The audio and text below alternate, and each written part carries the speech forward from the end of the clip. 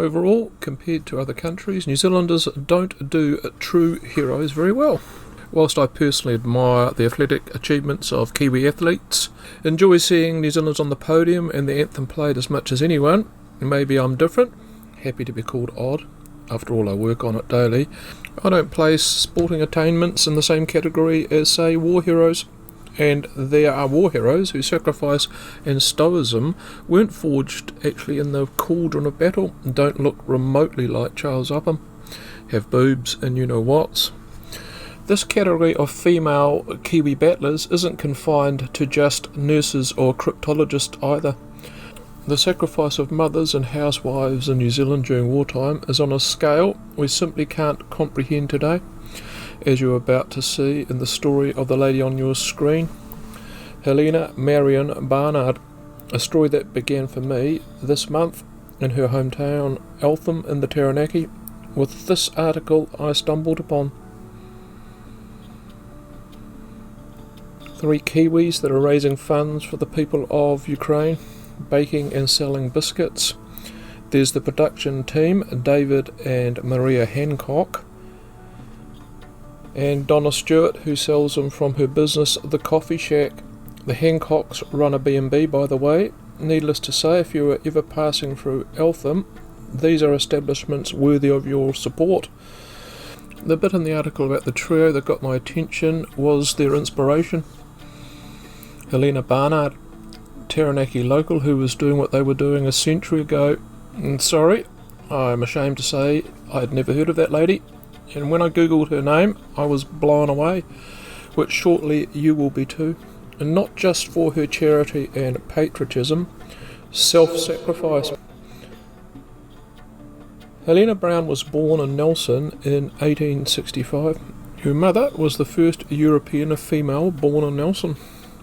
She got hitched to Charles Barnard in 1884 and they went travelling about a bit, even spending time in the US in the mid-1890s trying their luck gold mining before coming back to New Zealand in 1905 and settling in Eltham. Charles getting a job at the local dairy factory.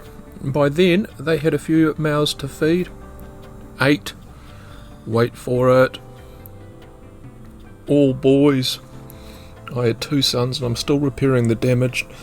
God knows what the inside of the Barnard household looked like and the weekly grocery bill. I could stop the video right now and plenty of people would be happy for her to receive a civic award just on the basis of raising 8 sons. When the First World War broke out, the 6th oldest marched off to war in fits and starts. Not all would come back. The ones that did would be scarred mentally and physically to varying degrees. You would think having 6 sons in the trenches would be enough contribution towards the war effort for any mother. Oh no, not by a long shot. This lady had boundless energy. A prolific knitter, and she headed the local women's patriotic guild, knocking out socks, vests, balaclavas, etc. for the boys at the front. And that's not, however, why she is remembered today. It's what came of her kitchen. A relatively small gas oven, ginger nut biscuits. Before you start humming, so spicy, forget about that modern conscript, Jamaican recipes, that sort of thing. Think more like tiny Anzac biscuits. And setting this one up correctly, the term Anzac biscuit wasn't actually coined till after World War I. Along with the pavlova, there are claims as to who was first with the recipe on both sides of the Tasman. The same original basic recipe for the Anzac biscuit, and I mean basic, even a teenage boy can knock them together without much danger they're going to end up on the back lawn for the birds. I'm pleased to indicate New Zealand can currently lay claim to be the home of the Anzac biscuit, the first recorded written recipe appearing on the pages of St Andrew's Cookery Book in 1919. In some quarters though, Helena Barnard is credited with creating the recipe itself. However, that will never be sorted, I don't think.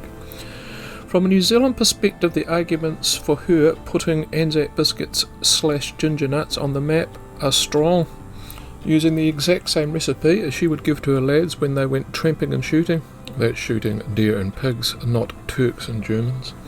Over her lengthy baking career, she produced 4,500 kilograms of the blighters. For mental perspective, that's the maximum load of this truck, all of which came out of her kitchen and the family funds.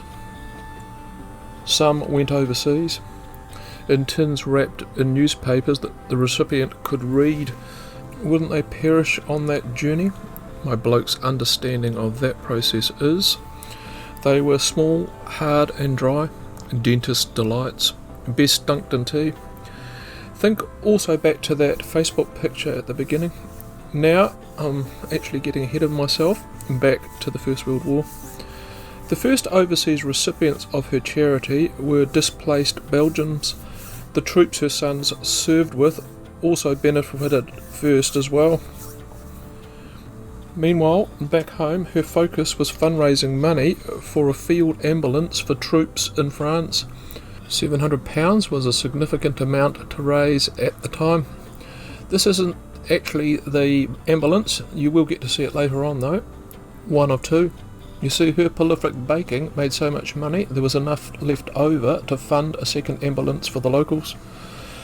At the time, each township in New Zealand had a precursor to what we would call a modern day telethon, whereby they all tried to raise as much as they could towards the military ambulance service. This is where her, more correctly their, story turns poignant. The first three of the Barnard boys were plonked on the Gallipoli beach. Second son Henry would die when he was rescuing another soldier. I'll pause my monotone a tick to give you time to read that.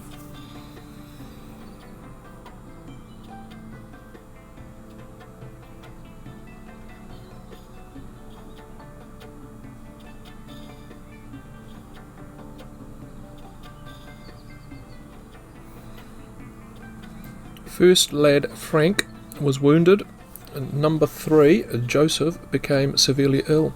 For the surviving pair, the war was over. As they made their way back home, the other bros were going the other way, the trenches of France to be exact.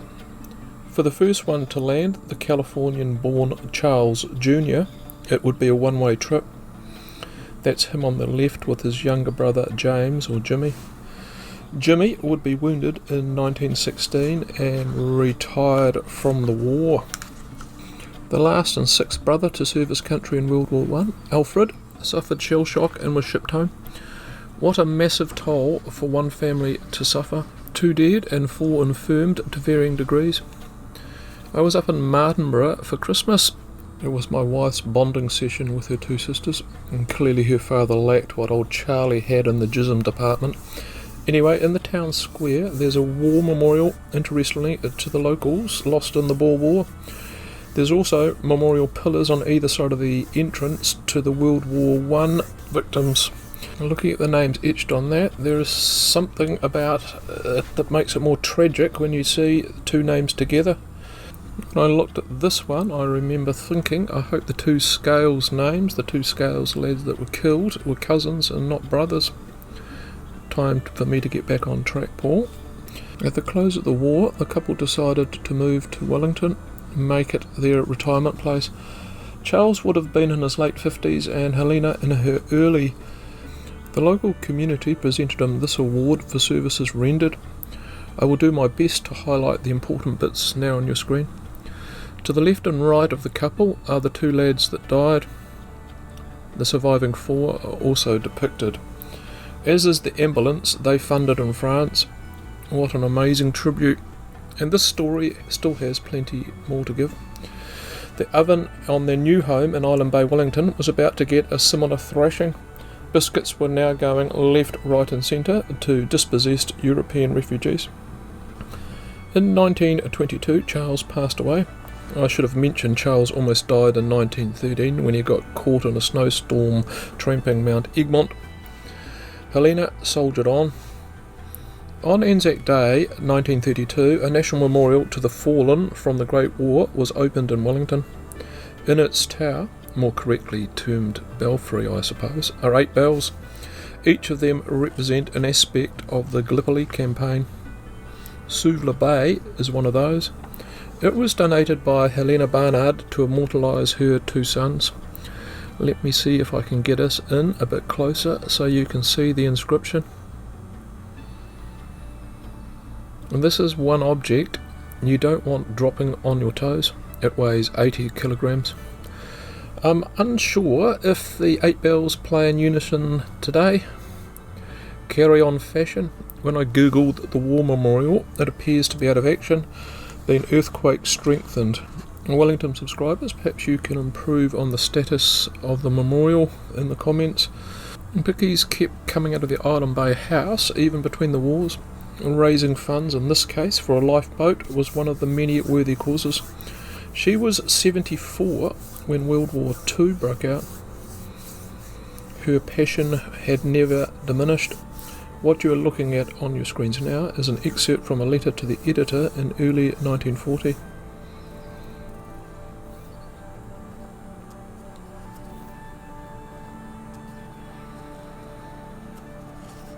The younger 2 Barnard lads went off to do their duty. It was back into the kitchen. She redoubled her efforts.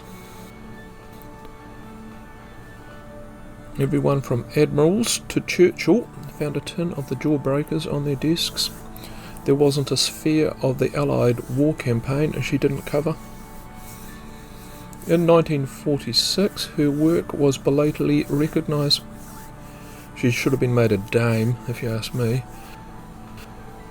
And what happened to her post-WW2 in later life? And that's her on her 100th birthday, 1965. With 2 of the lads, who were the ones that went away in the Second World War, thankfully came home in one piece. And she would die 4 months after that photo was taken.